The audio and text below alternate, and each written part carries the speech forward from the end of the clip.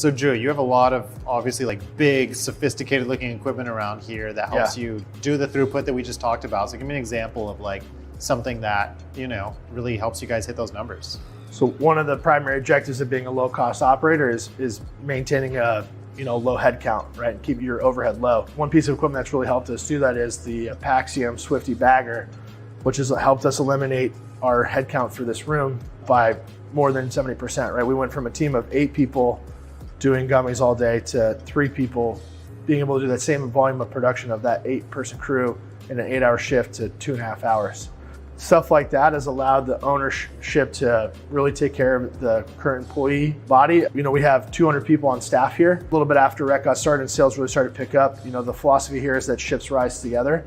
The owner of the company brought everybody into the cafeteria and gave every single individual a $10,000 a year raise. That's a $2 million addition to our bottom line as a company, given that we have 200 people.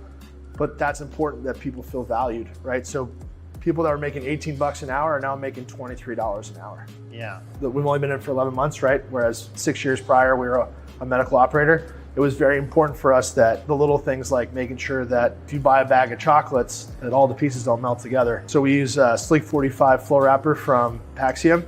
We have 2 of them actually. We individually flow wrap all our baked goods as well as part of quality assurance, make sure that they stay fresh. And then on the chocolates, if they do melt, because chocolate does melt, you at least know that your dose is intact and that they're not all just melted together.